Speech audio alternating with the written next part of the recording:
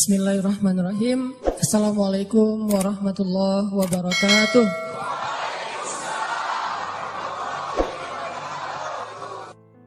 Kita akan ngebahas teknis untuk bisa menghijrahkan status dengan melobi langit. Dengan doa. Kan katanya doa itu bisa mengubah takdir, benar? Benar nggak tuh?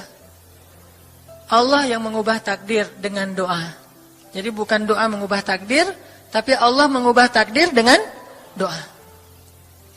Dan takdir itu bisa dirubah-rubah. Suka-suka Allah dong. Orang Allah yang nulis takdir, yamhullahu ma yasha'u wa yuthbit, kata Allah. Allah bisa menghapus apa yang Dia tulis dan bisa menetapkan. Jadi nggak usah pesimis, nggak usah putus asa dulu.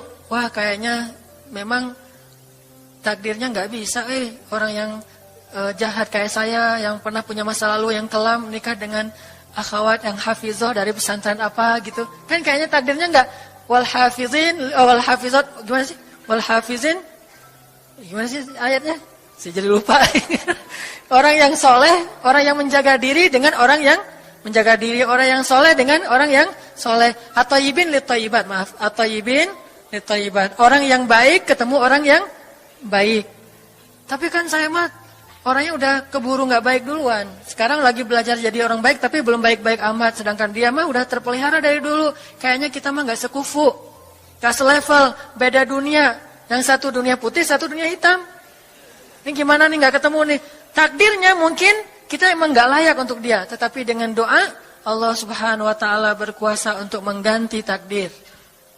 Makanya malam ini kita akan belajar tentang bagaimana menggunakan jalur langit untuk bisa mendapatkan hajat kita. Baik menikah, dapat kerjaan, punya anak, dan keajaiban-keajaiban lain yang bisa kita dapatkan kalau kita tahu cara menggunakan jalur langit. Sebelum kita masuk materi itu, yuk kita tilawah bareng-bareng ayat yang standar lah tentang doa. Udah pada tahu kan? Silahkan dibuka. Ayat apa? Surat Al-Baqarah ayat 186. Itu standar banget kalau bab doa. Surat Al-Baqarah ayat 186.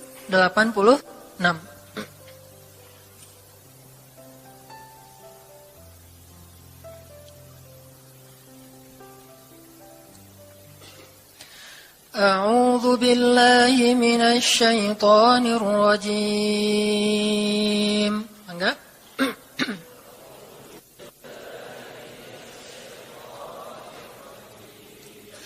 Bismillahirrahmanirrahim.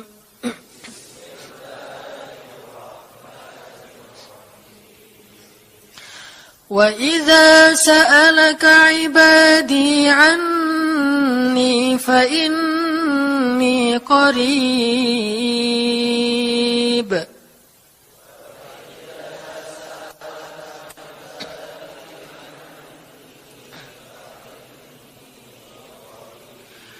Ujibu da'watad da'i idza da'an.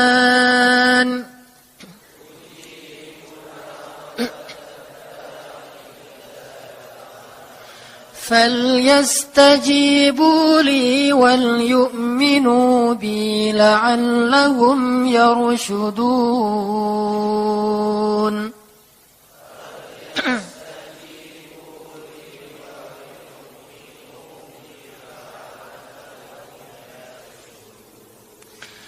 Dan apabila hamba-hambaku bertanya kepadamu tentang aku, maka jawablah bahwasanya aku dekat.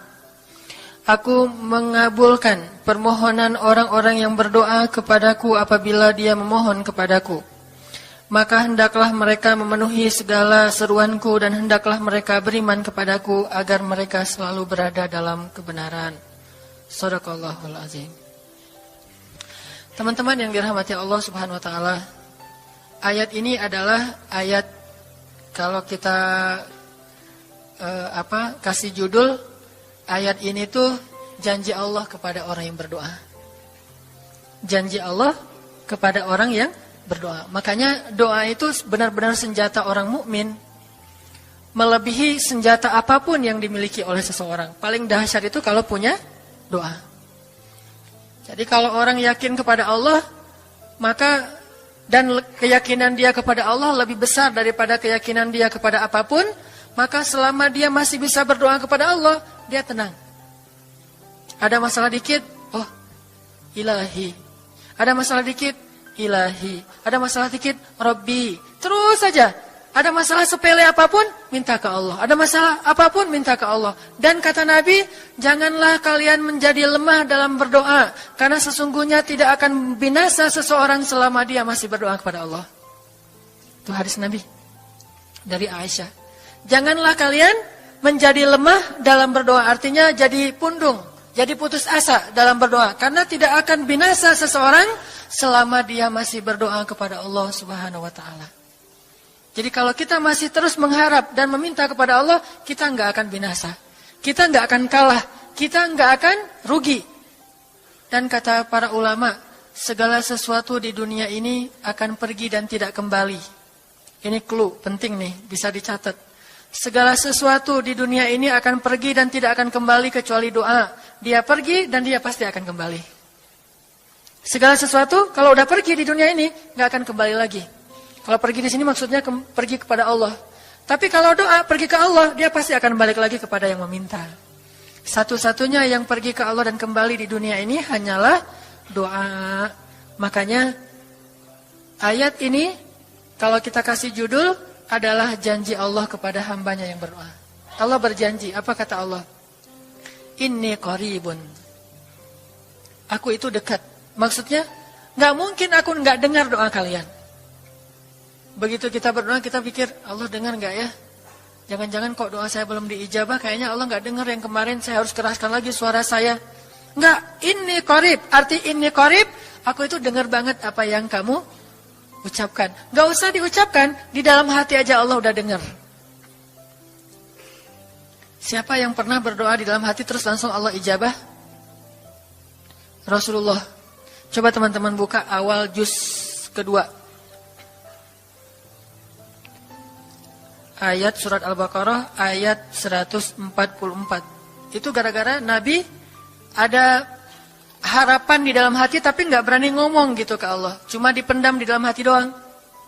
Tapi langsung diijabah oleh Allah. Ayat surat Al-Baqarah ayat 144. Allah berfirman, "Qad nara taqalluba wajhika fis samaa."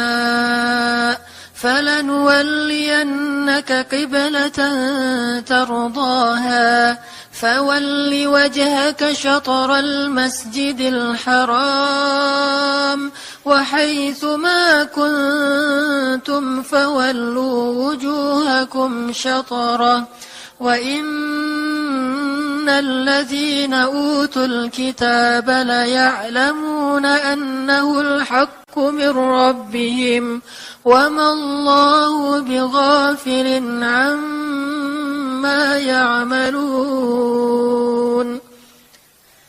Jadi ceritanya, orang Yahudi suka menghina kaum muslimin gara-gara orang Islam kalau sholat waktu itu masih menghadap ke Al-Aqsa, Palestina. Jadi kata orang Yahudi itu, lihat orang Islam mah fake. Suka niru. Kita sholat menghadap Al-Aqsa, mereka sholat menghadap Al-Aqsa. Berarti agama mereka itu adalah agama yang meniru agama kita. Nggak original. Sering diperolok-olok. Setiap kaum muslimin sholat dihina sama mereka. Akhirnya Nabi ngerasa sedih. Wah, gimana ya caranya? Sehingga setiap sore Nabi berdiri di suatu bukit, kemudian lihat ke langit. Cuman nggak ngomong, gini aja ke langit. Membatin. Bayangin, pernah nggak teman-teman membatin ke Allah? Ini yang harus kita coba lakukan. Belajar membatin kepada Allah. Itu romantis banget. Jadi duduk sendiri. Allah, ngomong gitu dalam hati. Dan yakinlah ini qarib, Allah tuh dengerin. Jangan pikir saya kayak ngomong sendiri, kayak orang kurang waras. Enggak, Allah itu mendengar. Jadi kita batin aja sama Allah, ngomong dalam hati. Ya Allah, saya tuh lagi gini, ada masalah. Ngomong dalam hati kita. Please Allah, please gitu ya.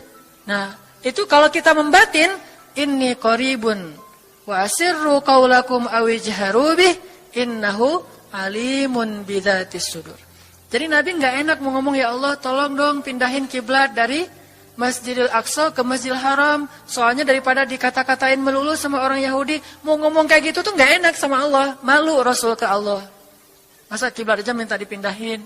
Akhirnya Nabi cuma ngelihat ke langit aja tiap hari. Udah selesai, pulang. Besok lihat lagi ke langit. Turunlah ayat ini. Sesungguhnya kami telah melihat bagaimana kamu selalu menengadahkan wajahmu ke langit. Maka kami palingkan kiblat ke arah yang kamu sukai. Coba lihat. Turun wahyu untuk merespon doa Nabi yang bahkan belum diverbalkan. Belum diucapkan dengan kata-kata, tapi Allah udah ngerespon. Ini kan keajaiban doa nih. Cuman kita seringnya ngerasa udah minta berkali-kali kok nggak dikasih-kasih. Kita belajar sekarang.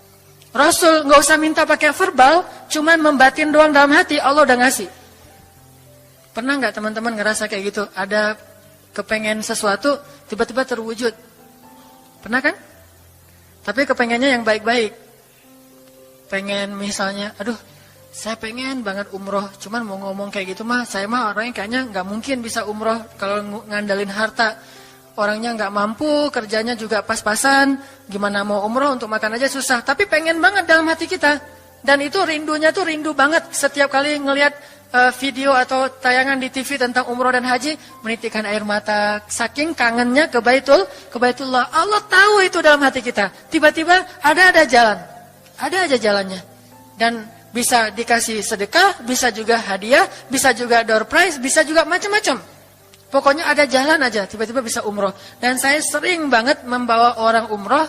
Di antara jamaah itu selalu ada 1 atau 2 orang yang umrohnya itu miracle, keajaiban dari Allah. Ketika saya cari tahu alasannya apa, ternyata emang dia dari dulu pengen banget umroh. Cuman nggak bisa ngandelin hartanya, Allah kasih jalan yang lain. Bukankah Allah itu memampukan yang diundang, bukan mengundang yang mampu? Kan itu yang sering kita dengar kan? Allah tidak mengundang yang mampu, tetapi memampukan yang diundang. Kalau udah Allah undang, pasti mampu. Kalau Allah nggak ngundang, walaupun dia mampu, nggak akan bisa. Jadi Allah bukan mengundang yang mampu, tetapi memampukan yang diundang. Sehingga kita kalau hati kita kayaknya pantas diundang, Allah undang tuh. Begitu juga dalam urusan rezeki. Aduh, saya pengen kerjaan yang kerjaannya itu lebih halal, lebih nyaman, bisa sholat berjamaah tepat waktu, ada waktu juga buat keluarga, bisa juga berdakwah ke teman-teman. Akhirnya membatin kita itu karena kuat banget, Allah wujudkan. Ini artinya Allah qaribun, Allah maha dekat. Sehingga kalau kita pengen doa kita itu powerful, belajar dari as-siqah billah. Tips pertama adalah as-siqah billah. Percaya deh sama Allah. Percaya sama Allah. Jangan berdoa dengan ragu-ragu. Kayak kita datang kepada seseorang untuk minjem duit, tapi kita ragu. Dia nih kayaknya orangnya susah kalau dipinjemin. Kalau minta dipinjemin gitu. Ini saya lagi ada masalah dikit nih. Boleh minta bantu nggak? Apa? Gimana ya ngomongnya? Susah ngomongnya tuh ragu-ragu gitu kan ya. Akhirnya kita ngomongnya tuh nggak enak, nggak nyaman, membuat dia juga ngasih ke kita juga ragu-ragu. Akhirnya nggak nyaman tuh hubungan kita sama dia. Tapi kalau kita yakin banget sama dia orangnya baik, kalaupun dia nggak ngasih dengan cara yang kita minta, kita yakin bahwa dia tuh pasti akan nolong kita. Sehingga kita akan curhat masalah kita itu dengan tulus. Bahwa kita punya masalah kayak gini-gini, bukannya kita mau minta-minta, cuman sifat dari manusia itu saling tolong-menolong, kita beritahu masalah kita. Dan kita yakin dia pasti akan nolong kita. Kalau nggak bisa ngasih duit, dia akan minta tolong kepada orang lain yang mungkin bisa membantu kita. Dia akan ngasih link. Dia akan memediasikan kita. Oh, aduh maaf ya saya juga lagi, sekarang lagi butuh uang. Ini lagi nabung-nabung juga. Sama, kita mah lagi sama-sama pengen hijrah status. Cuman, nih saya kenal ada temen nih yang dia alhamdulillah orangnya tuh suka banget bantu orang lain. Mungkin saya bisa merekomendasikan, saya bisa bantu kamu, ayo kita jalan bareng ngomong sama temennya. Pokoknya kita yakin dia bisa nolong. Nah kalau kita yakin, percaya sama Allah, Allah itu gak butuh perantara. Allah bisa nolong kita dengan cara apapun. Walaupun takdirnya udah ditulis, kamu tuh gak akan punya istri sampai meninggal dunia. Ya Allah masa gitu sih, gak akan punya istri. Ya Allah, tapi gimana masa saya mau hidup sendiri terus? Kamu gak akan punya istri kata malaikat teh.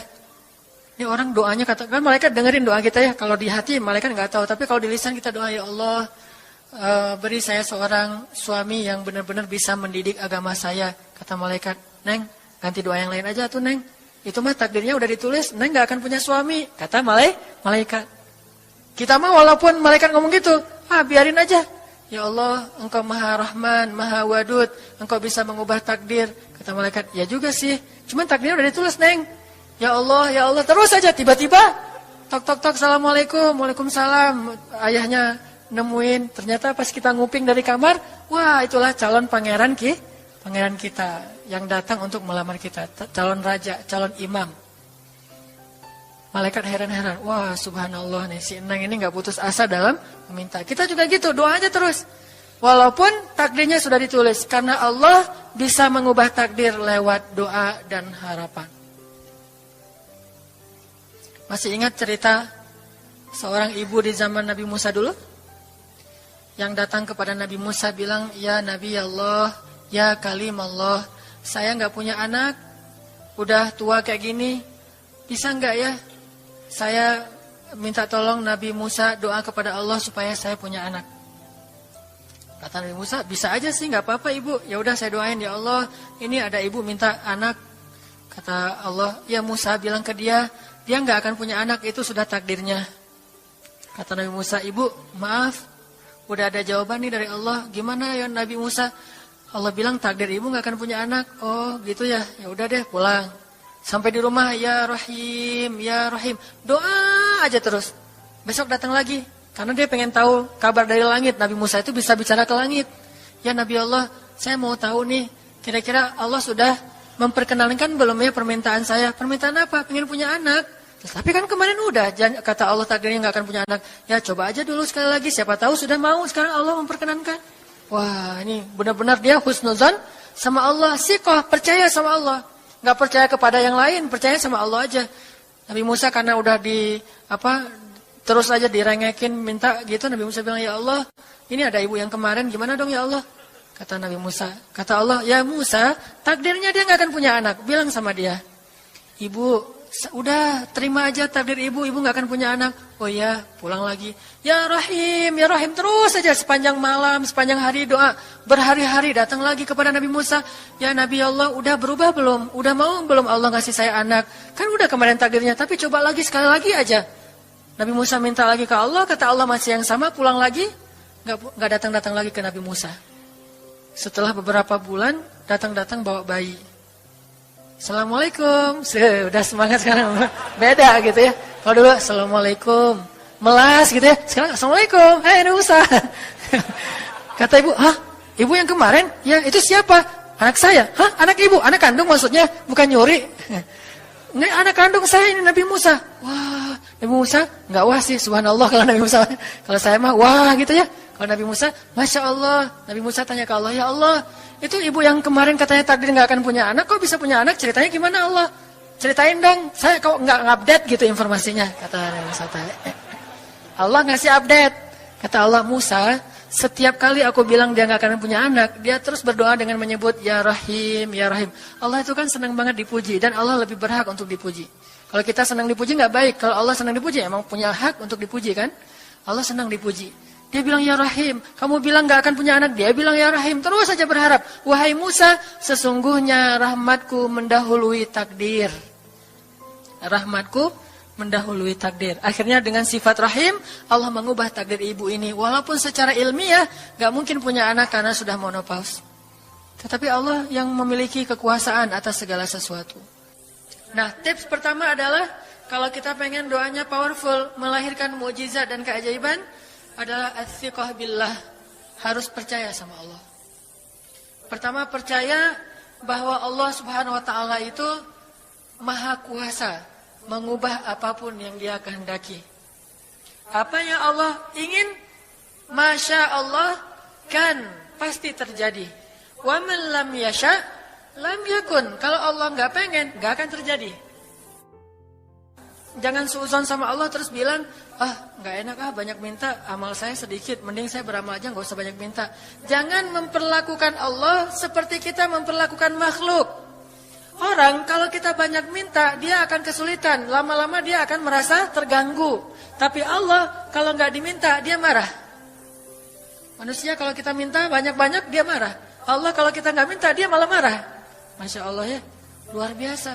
Allah tuh senang banget kalau hambanya meminta.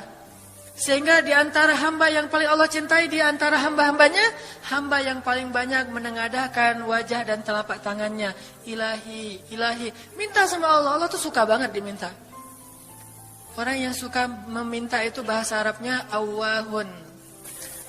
Inna Ibrahim la'awwahun halim.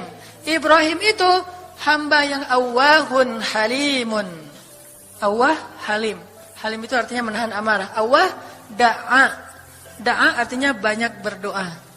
Kalau da' itu berdoa. Kalau da'a, senang banget doa. Ada masalah dikit, ilahi, Rabbi. Ngadu aja ke Allah, manja gitu. Dan Allah tuh senang banget dengan hamba yang kayak gitu. Sehingga sampai Nabi mengatakan, mintalah kepada Allah walaupun cuman garam. Garam aja minta ke Allah. Sepele banget masalah kita. Ya Allah, mudah-mudahan nanti nggak macet ya. Minta sama Allah. Kok macet ya Allah? Ya biar kita sabar. Udah tahu jam macet berangkatnya telat gitu ya. Jangan salahin Allah. Tapi minta, bilang, biasakan kita tuh komunikasi sama Allah dengan manja. Ya Allah, mudah-mudahan saya bisa jawab ujiannya. Udah belajar sih ya Allah, cuma nggak tahu kan semuanya di tanganmu. Minta ke Allah. Bismillahirrahmanirrahim. Makan ya Allah, ini rezeki darimu. Makasih ya, makan. Kalau bahasa lainnya makasih, alhamdulillah. Alhamdulillahilladzi at'amani hadza wa razaqanihi min ghairi haulin minni wala quwwah. Hafal tuh? Kalau enggak hafal, udah aja bismillah lah. Alhamdulillah gitu. Bismillah ya Allah, Masya Allah nih rezeki darimu. Udah selesai makan, udah sendawa gitu. Alhamdulillah, Allah baik banget. Ngomong sama Allah, sering-sering komunikasi sama Allah. Dan Allah itu wa huwa ma'akum aina ma kuntum. Dia bersama kalian dimanapun kalian berada. Bersama ya, bukan ada. Kalau ada itu beda. Allah di mana-mana itu beda. Tapi Allah bersama kalian itu artinya Allah melihat, Allah mendengar, Allah menyaksikan, Allah mencatat, Allah maha menilai bersama kita. Kalau ada, dia bertempat. Sehingga nanti kalau ada anak bilang, "Mah, Allah di mana?" Allah ada di mana-mana, Dek. Ntar dia malah karena cerdas, kalau gitu di WC juga ada, kan nggak boleh kan? Ini jawaban yang keliru, kurang filsafat. Allah itu bukan ada di mana-mana. Allah bersama kita dimanapun kita berada. Itu beda. Kalau bersama, ma'iyah, artinya Allah melihat, menyaksikan, mendengar, menghargai, dan terus memelihara dimanapun. Sehingga nggak usah khawatir bahwa ini mah nggak di masjid, nggak apa-apa.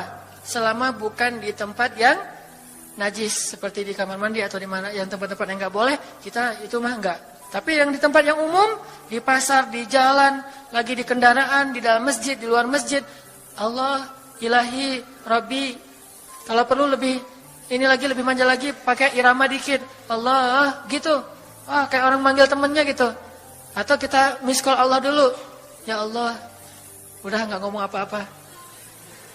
Itu miss call. Miss call Allah. Ngapain miss call? Caper, kangen sama Allah. Allah. Allah, gitu lagi. Itu zikir kan? Allah, Allah, Allah. Kata Allah, ada apa hambaku? Allah lagi, Allah lagi, Allah lagi. Terus saja Allah di miss call berkali-kali. Pas Allah buka, wah 100 miss call. Allah 100 kali zikir. Udah 100 kali miss call, Allah yang telepon balik. Ada apa hambaku? Wah, ditelepon sama Allah. Lewat kejadian-kejadian hidup, tiba-tiba ada kejutan dari Allah. Langsung bilang sama Allah, thanks Allah. Kan romantis tuh sama Allah. Jangan cuma sama cewek doang bilang thanks, segala macam bahasa-bahasa yang keren. Sama Allah juga harus keren. Tapi setelah thanks, alhamdulillah, karena itu yang paling baik. Intinya harus percaya sama Allah. Allah tuh senang banget didoain, kita berdoa kepadanya gitu. Allah tuh senang. Terus makna percaya sama Allah juga, kita percaya bahwa Allah itu nggak akan ngecewain orang yang berdoa. Ujibu da'watad da'i idza da'an. Aku pasti mengijabah doa hamba-hamba yang berdoa kepadaku. Enggak usah khawatir, pasti diijabah. Tapi kok masih belum aja Ustaz? Nah, kita harus belajar apa itu makna diijabah. Jangan-jangan Allah udah mengijabah, kita nggak ngerti. Kayak ada analogi tentang orang yang tenggelam, terus dia meninggal sambil menuduh Allah, Allah kok nggak nolong saya, bukankah aku sudah mengirim pelampung? Jadi pelampung itu cara Allah menolong kita. Kita berharap ditolongnya tiba-tiba selamat aja di pantai. Nggak kayak gitu, Allah punya cara, sehingga kita harus belajar memahami maksud Allah. Allah maksudnya apa? Di antara cara Allah mengijabah, kata para ulama, satu, Allah mengijabah persis seperti yang kita minta. Dua, Allah mengijabah yang lebih baik dari yang kita minta. Yang ketiga, Allah kalau nggak ngasih persis, ngasih yang lebih baik, dikasih di akhirat. Bahkan itu lebih keren daripada di dunia. Kok di akhirat sih? Ntar dulu. Akhirat itu jaraknya nggak jauh dengan kita. Cuma 60 tahun. 60 tahun tuh cepat banget loh. Sekarang rata-rata usianya berapa? Bahaya kalau nanya usia. Kalau saya mah udah setengah, udah 30-an tahun. Teman-teman pasti masih 17 ya. Angkat tangan yang 17. Nggak ada. Di bawah 20 tahun, di bawah 20 tahun. Yang di atas 40. Gue nggak berani ngangkat tangan, ada sih. Artinya waktu 60 tahun itu nggak lama, sebentar doang. Jadi analoginya gini, kita lagi kuliah, pengen nikah. Terus kita naksir sama seorang cewek cantik banget. Dan saking cantiknya sampai kita cuma bisa bermimpi. Wah, saking cantiknya kayaknya nggak mungkin banget buat kita. Tiba-tiba ayahnya bilang, "Dek, kamu senang sama anak saya?" "Yang mana, Pak?" Masih nanya yang mana? Takutnya yang tadi kebalik. Ini yang lagi kuliah yang namanya si Fulanah misalnya. Sebutlah namanya Nisa apa gitu ya. Terus dia bilang, "Boleh Bapak setuju kamu nikah sama anak saya, tapi ditunda dulu sampai kamu lulus kuliah." Kita senang gak tuh? Sampai lulus kuliah, nggak apa-apa. Masa kita mau bilang, "Nggak mau Pak, kalau lulus kuliah mending gak usah deh, saya mau yang sekarang." Pasti nggak gitu kan? Karena kita tahu ini cantik banget, keren banget, soleha banget, idola banyak cowok-cowok di kampus, dikasih buat kita. Syaratnya cuma satu, tunggu lulus kuliah 4 tahun lagi. Pasti kita akan sabar banget menanti itu. Nggak mungkin kita bilang, "Pak, Bapak kalau nawar yang serius dong, 4 tahun lah lama tuh Pak." Yang kedua, tips supaya doa kita powerful. Kalau doa sama Allah itu yang romantis. Bahasa Arabnya munajat. Curhat sama Allah. Dan doa itu ibadah, bukan sekedar permintaan, bukan cuma request, tapi ibadah. Jadi kalau orang rajin doa sama Allah itu akrab sama Allah. Dan kalau akrab jadi romantis sama Allah. Enak gitu, hubungannya dengan Allah tuh adem banget, nyaman banget. Pas dia berdoa, "Ilahi," gini ngomong. Kayak Nabi Zakaria yang tadi di surat Maryam pas sholat rakaat kedua. Apa kata Zakaria? Ini bentuk curhatnya Zakaria. Qala rabbi inni wahanal azmu minni washta'ala ar-ra'su shayba wa lam akun bidu'aika rabbi syaqiyya. Nabi Zakaria doa romantis, suaranya pelan. Wadhkur fil dzikru rahmati rabbika 'abdahu Zakaria idz nada rabbahu nidaan khafiyya. Nidaan khafiyya. Zakaria itu kalau doa tuh lirih banget suaranya. Lembut banget. Jadi duduk sendiri, "Ilahi ya Allah." Bersenandung seperti Nabi Daud. Romantis sama Allah, bukan "Ya Allah." Itu mah doa khusus untuk perang itu mah. Doain Palestina, doain Suriah itu harus tegas. Kayak Nabi kalau berdoa itu dengan menelunjuk. Kadang Nabi mengangkat tangan, kadang Nabi mengangkat kedua tangan sampai tinggi, kadang Nabi nggak mengangkat tangan, kadang Nabi memakai telunjuk. Semuanya itu sunnah. Dan kita saling debat masalah, nggak boleh angkat tangan. Kadang Nabi mengangkat tangan, kadang Nabi tidak mengangkat tangan, kadang Nabi malah menunjuk gini. Kalau urusannya bab perang, biasanya gini. "Ya Allah, ya Allah." Bukan nyuruh Allah ya. Beda kesannya nelunjuk Arab dengan nelunjuk Indonesia. Kalau Arab, ngapain lo nunjuk-nunjuk gue? Kan gitu ya. Kalau Allah mah nggak kayak gitu. Allah pakai bahasa Arab, jadi pakai filsafat Arab. Nelunjuk itu maknanya sangat berharap dan tegas gitu. Jadi kita doa pelan. "Ya ilahi إني وهن العظم مني واشتعل الرأس شيبا ولم أكن بدعائك رب شقيا. Ya Allah, tulang saya sudah lemah, rambut saya sudah beruban semuanya, tidak ada satu helai pun yang hitam. Tapi saya belum pernah berputus asa dari berdoa kepadamu ya Allah. Ini namanya curhat. Wa inni khiftul mawaliya min warai. Ya Allah, saya takut banget kalau saya meninggal tidak ada yang meneruskan dakwah saya, sedangkan Bani Israel itu mudah tergelincir. Fahabli min ladunka waliya. Ya Allah, beri saya seorang anak walaupun istri saya sudah mandul, tapi saya terus berharap kepadamu ya Allah. Ya Allah, please gitu. Waj'alhu rabbi radhiya. Ya Allah, jadikan anak itu yang sangat engkau ridhoi. Minta Nabi Zakaria ke Allah. Tiba-tiba dapat kejutan. Ya Zakaria, inna nubashiruka bi ghulam. Wahai Zakaria, bergembiralah, kamu akan punya seorang anak laki-laki. Itu hasil curhat ke Allah. Langsung Allah kasih nama. Ismuhu Yahya lam naj'al lahu min qablu samiyya. Namanya Yahya, kata Allah. Jangan cari lagi di Google.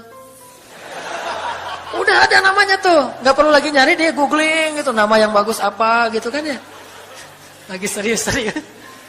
Ismuhu Yahya, itu sebaik-baik nama, namanya datang dari langit. Ismuhu Yahya lam naj'al lahu min qablu samiyya. Belum pernah ada anak sesoleh dia di muka bumi. Wah, ini first nih, anak paling soleh. Terus kata Allah, wahananan, anaknya lemah lembut, wa zakatan, anaknya suci, wa taqiyya, anaknya bertakwa, namanya Hanan At-Taqi. Itu mah doa ya, bukan GR.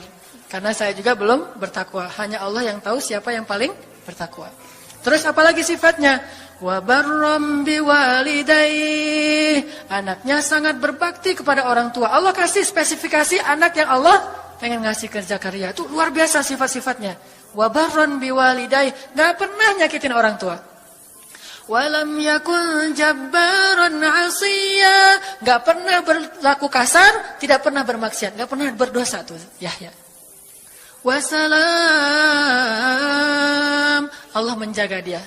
Wassalamun alaihi yauma wulida, Allah jaga dia ketika dia lahir. Wa yauma yamutu, ketika dia wafat. Wa yauma yub'atsu hayya, ketika dia dibangkitkan. Wah, ini dijamin dunia akhirat sama Allah.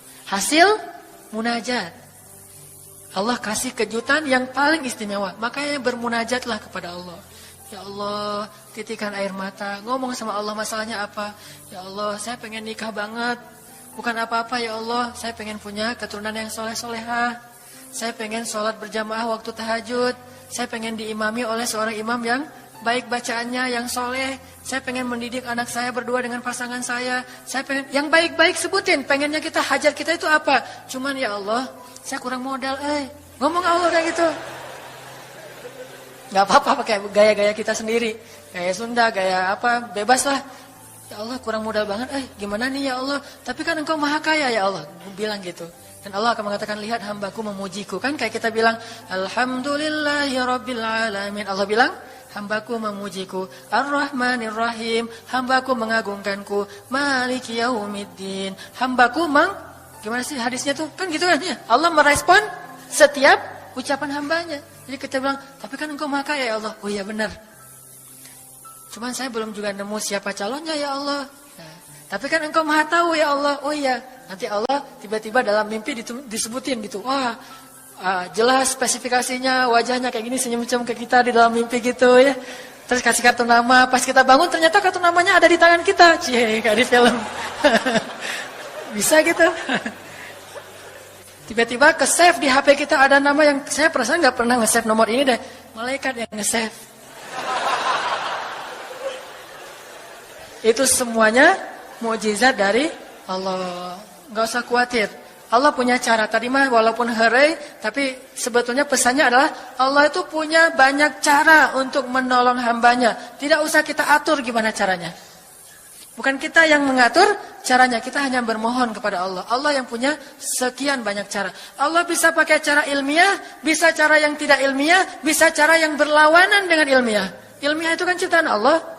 Jadi jangan mengukur dengan logika kita. Tapi mengikhtiar dengan logika kita harus. Kalau ikhtiar harus ilmiah. Tapi kalau iman gak perlu ilmiah.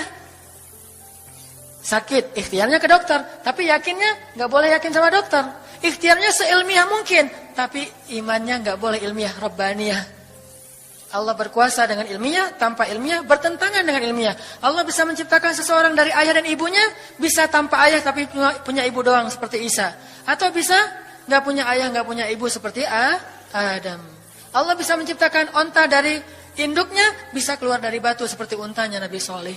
Allah maha kuasa, makhluk tidak kuasa.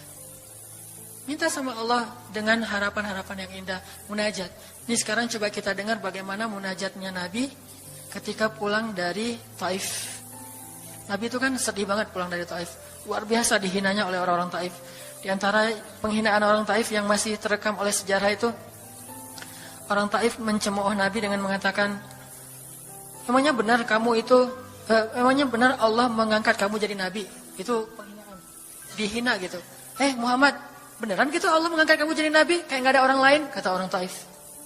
Terus ada lagi yang bilang, Muhammad, kalau kamu itu seorang Nabi, saya tidak berani ngomong sama kamu, nanti saya terkutuk. Tapi kalau kamu bukan Nabi, pendusta, ngapain juga saya ngomong sama kamu? Jadi mending gak usah ngomong aja, daripada ngomong dengan pendusta. Intinya dia gak mau ngomong sama Nabi, tapi meracau. Dia bilang, kalau kamu Nabi, kalau saya berdebat kamu, saya akan dikutuk. Kalau kamu bukan Nabi, berarti kamu pendusta. Ngapain juga saya berdebat sama kamu, menghina. Ada yang bilang, woi Muhammad, pergi kamu. Jangan dekat-dekat dengan kampung kami. Disuruh anak kecil mengusir Nabi, bayangin. Bagi orang semulia Rasulullah, diusir oleh anak kecil, dikejar-kejar pakai batu kerikil, dilemparin. Itu luar biasa, berat banget perasaan beliau. Sama anak kecil, sama perempuan, sama budak-budak. Yang laki-lakinya tuh hanya bersorak di belakang. Perempuannya, bagi orang Arab, dihina oleh perempuan. Itu luar biasa penghinaannya. Makanya di Mesir, pengalaman saya ketika di Mesir, orang Mesir itu paling takut sama cewek. Di pasar kalau ada ibu-ibu yang belanja, Mang, bungkusin yang ini. Dibungkusin. Nggak jadi deh, yang itu aja. Ya, bungkus lagi. Kayaknya, nggak jadi yang itu aja. Sampai 3 kali, si emangnya nggak boleh marah. Kenapa? Cewek. Itu di Mesir tuh. Kalau di kita, wah udah habis itu. Gak usah cewek yang sebaya, ibu-ibu aja bisa dihina di kita kan ya, nggak menghormati orang tua. Kalau di Mesir, perempuan apalagi yang udah usia orang tua itu sangat dimuliakan. Naik bus gitu. Ada ibu-ibu orang Mesir kan gede-gede tuh.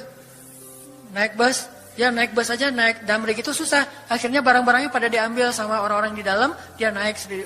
Bismillah, Masya Allah. Gitu-gitu orang Mesir teh kalau naik damri. Pas sudah di atas, semua orang berdiri mempersilahkan dia pilih tempat duduk yang mana. Itu budaya yang mungkin di Singapura juga pas saya ke Singapura kayak gitu. Tapi kok di Indonesia agak-agak jarang nih. Sering ada laki-laki muda duduk di halte atau di mana tempat-tempat umum. Sementara di sebelahnya ada ibu-ibu yang gendong anaknya. Tapi nggak ada tempat duduk. Di mana rasa malu dan rasa penghargaan terhadap perempuan. Makanya kalau sampai seorang ribut dengan perempuan di tempat umum. Itu di Mesir aib banget. Jadi kalau kita ramai sama seorang cewek atau seorang ibu-ibu di tempat umum. Pasti orang-orang Mesir akan marahin kita. Nggak marahin dia. Walaupun dia yang salah. Ya aib kata orang Mesir. Aib jangan kayak gitu, aib jangan kayak gitu.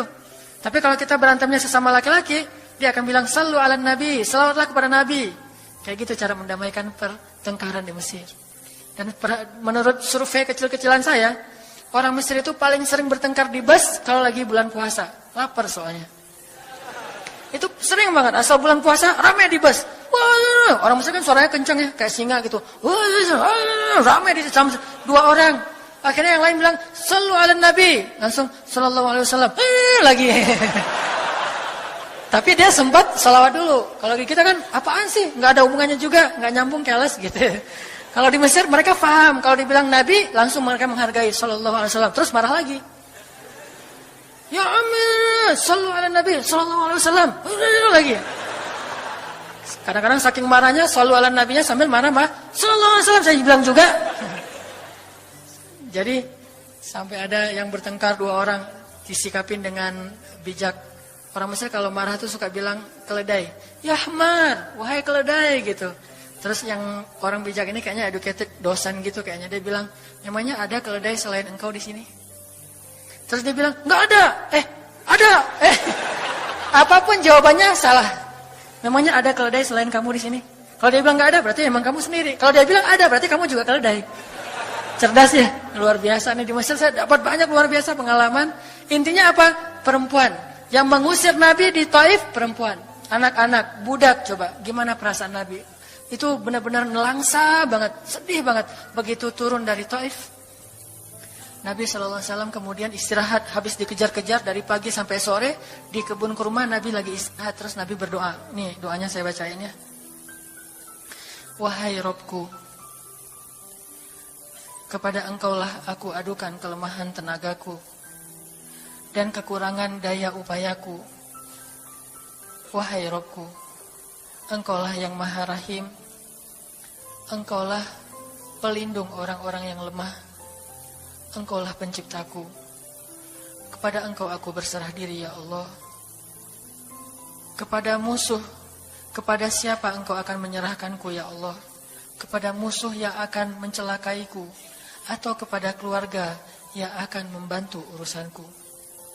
Tapi apapun itu, tidak ada keberatan bagiku, asal engkau tidak marah kepadaku. Mau diserahin ke musuh, gak apa-apa ya Allah. Mau diserahin kepada keluarga juga nggak apa-apa. Yang penting kau nggak marah ya Allah. Ini bahasa Nabi. Terus Nabi bilang, sedangkan kasih sayangmu maha luas bagiku. Aku berlindung dengan cahaya wajahmu yang mulia, yang menyinari langit dan menerangi segala yang gelap. Dan atasnya lah teratur segala urusan dunia dan akhirat. Dari engkau menimpakan atas diriku kemarahanmu. Aku berlindung dari kemarahanmu ya Allah. Dari juga azab-azabmu, kepada engkaulah aku adukan perihalku, sehingga engkau ridho, tiada daya dan upaya, melainkan dengan kekuasaanmu ya Allah. Tapi ini kalau kita baca dengan versi Arabnya, lebih romantis lagi. Versi terjemah memang agak kaku. Kalau kita tahu bahasa Arabnya, ya Allah, tidak masalah aku diperlakukan kayak gini. Tidak masalah aku diusir, aku dihina, aku disakiti, aku dilempari, aku dikejar-kejar. Yang penting engkau tidak marah kepadaku. Coba, gimana Nabi itu cinta sama Allah. Mendengar doa Nabi yang romantis banget sambil menitikan air mata, tubuhnya banyak bekas luka lemparan batu, bajunya itu kotor. Malaikat itu sampai nggak tega, sampai Jibril turun. Wahai Muhammad, kata Jibril. Ya Rasulullah, wahai kekasih Allah, kata Jibril. Allah maha mengetahui apa yang telah terjadi pada dirimu terhadap orang-orang ini. Allah telah memerintahkan malaikat gunung untuk mentaati perintahmu ya Rasulullah. Kata malaikat. Jadi kayak ada seorang anak yang nangis sedih, tiba-tiba datang ayahnya ngelus-ngelus gitu menenangkan dia. Ya Rasulullah, Allah udah memerintahkan malaikat gunung kok, jadi menghibur gitu. Jangan sedih ya Rasul, jangan sedih, gak apa-apa. Itu malaikat gunung udah siap tuh, apapun yang kamu perintahkan. Langsung malaikat gunung siap-siap gitu. Terus kata malaikat gunung, ya Rasulullah, wahai kekasih Allah, perintahkan saja kepada kami apapun. Jika engkau mau, kami akan timpakan dua gunung ini kepada penduduk Taif, sehingga mereka mati terhimpit oleh gunung-gunung yang kami timpakan. Perintahkan ya Rasulullah, perintahkan. Kata Rasulullah, tidak wahai para malaikat. Kalaupun mereka tidak beriman hari ini, aku berharap kepada Allah, anak cucu mereka kelak akan beriman. Nabi nggak sakit hati kepada orang Taif. Dan Nabi juga tidak marah kepada Allah ketika beliau diperlakukan oleh hamba-hamba Allah kayak gitu. Tetapi yang penting Allah jangan marah sama saya ya. Kalau bahasa kita mah. Ya Allah maaf ya saya jadi kayak gini nih. Tapi Allah gak marah kan? Gitu banget tuh sama Allah coba. Dia udah habis-habisan. Kemudian belum berhasil dakwahnya. Masih takut sama Allah. Kayak kita ngedakwahin teman kita. Terus kita dicela sama teman kita. Dimusuhi oleh teman kita. Kita gak marah sama dia. Gak marah sama Allah. Gak bilang Allah itu sih susah ya dakwah. Gak ngomong kayak gitu. Ya Allah maaf ya dia belum menerima dakwah saya. Ini pasti karena saya gak benar nih nyampainya. Ya Allah jangan marah ya sama saya. Besok saya coba lagi gitu sama Allah. Terus ke orangnya gak marah karena mungkin dia fa'innahum la ya'lamun. Mereka tidak mengerti. Besok akan dicoba lagi, didakwahin lagi, diajak lagi. Terus aja kayak gitu. Ini munajat Nabi kepada Allah SWT. Sehingga gara-gara munajat itu malaikat turun. Sama kayak munajat curhatnya Nabi Yunus. La ilaha illa anta subhanaka inni kuntu minadh dhalimin. Subhanallah. Nabi Yunus tuh bermunajat di dalam perut ikan, lirih banget, suaranya tuh pelan banget. Tapi suara yang pelan itu menggetarkan arasy Allah Subhanahu wa taala. Kita udah teriak-teriak pakai mic, enggak ada yang bergetar. Nabi Yunus kalimatnya sederhana, tetapi dari hati banget. Benar-benar curhat. Ya Allah, tidak ada ilah selain Engkau. Aku ini udah zalim terhadap diriku sendiri. Ya Allah, maafin saya, maafin saya. Subhanallah, subhanallah, Engkau maha suci, saya ini kotor. Engkau maha suci, saya ini kotor. Terus saja sampai suara Nabi Yunus di dalam perut ikan, di dalam laut yang dalam itu, menggetarkan arsy Allah di langit ketujuh. Tiba-tiba malaikat arsy bertanya, suara siapa ini ya Allah? Begitu indah, begitu lembut, meminta ampun kepadamu ya Allah. Kata Allah, itu suara hambaku Yunus. Apa yang dia minta ya Allah? Dia minta ampun kepadaku. Ya Allah, please ampunin dia ya Allah, please. Kata malaikat-malaikatnya. Semua malaikat meminta ampun untuk Yunus alaihissalam. Sehingga kemudian Allah mengatakan, ya sudah aku ampuni dia. Tiba-tiba Nabi Yunus diselamatkan. Curhat sama Allah. Kalau ada masalah, bilang ke Allah. Apapun, ya Allah. Duduk sambil bersandar di pohon. Ya Allah, coba buka surat Al-Qasas. Gimana Nabi Musa itu suka curhat kepada Allah. Surat Al-Qasas, surat 28 ya. Ayat ini ya. Ayat 16 coba. Ketika Nabi Musa nggak sengaja bunuh orang Kipti, Egyptian. Rabbi, ini zalamtu nafsi, faghfirli ya Rabbi. Ya Rabbi, saya tuh udah zalim, maafin saya ya Allah, ampuni saya. Ada masalah dikit, ngomong ke Allah. Habis ada kesalahan, ngomong ke Allah. Terus dia bilang lagi, Rabbi ayat 17, bima an'amta alayya falan akuna zahiran lil mujrimin. Ya Allah, janganlah engkau jadikan aku termasuk orang-orang yang berdurhaka atau berbuat dosa. Udah. Terus ada masalah lagi. Nabi Musa diusir dari Mesir, dikejar-kejar sama tentara Firaun di ayat 21. Apa kata Musa? Rabbi, najjini minal qaumiz zalimin. Ya Rabbi, selamatkan saya dari orang-orang yang zalim. Ngomong lagi ke Allah. Udah Nabi Musa pergi sekarang. Kemana perginya? Dari Mesir ke Yordania, Madian kalau bahasa dulu. Pergi tuh. Begitu pergi ke Madian, bilang lagi ke ayat 22. Asa Rabbi ayyahdiyani sawa asabil. Mudah-mudahan Allah kasih saya jalan ya. Ya Allah, tunjukin dong saya jalan harus kemana nih. Saya nggak tahu harus kemana larinya. Allah tunjukin.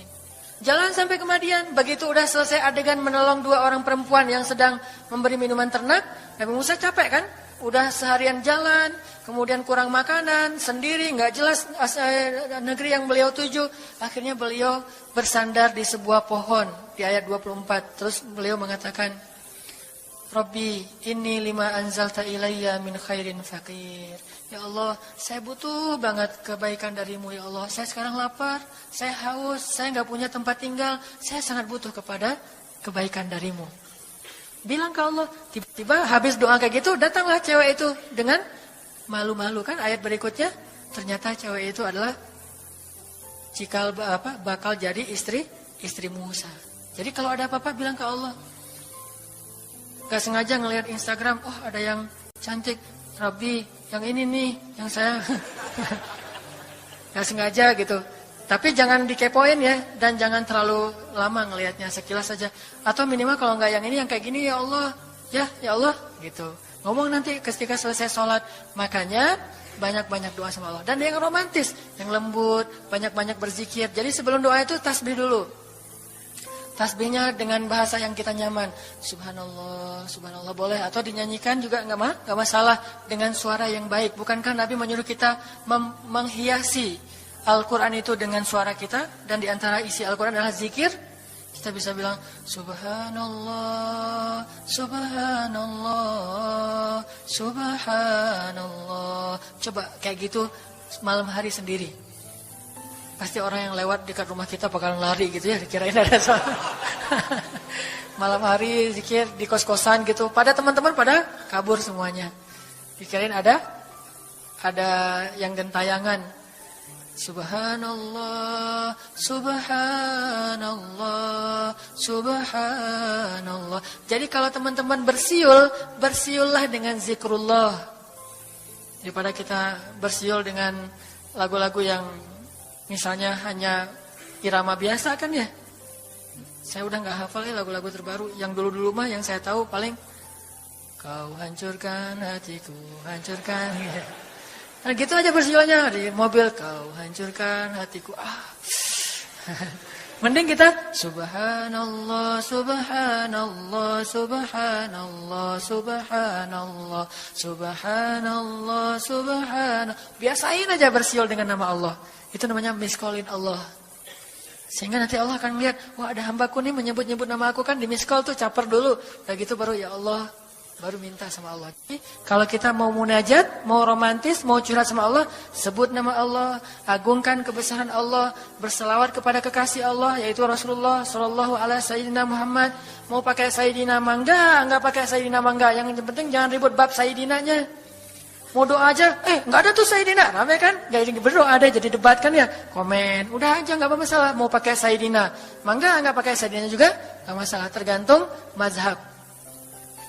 Ada yang nyaman harus pakai Sayyidina karena saya cinta sama Rasulullah. Ada yang nyaman saya justru karena cinta sama Rasulullah gak mau nambah-nambah kayak gimana Nabi mengucapkan aja.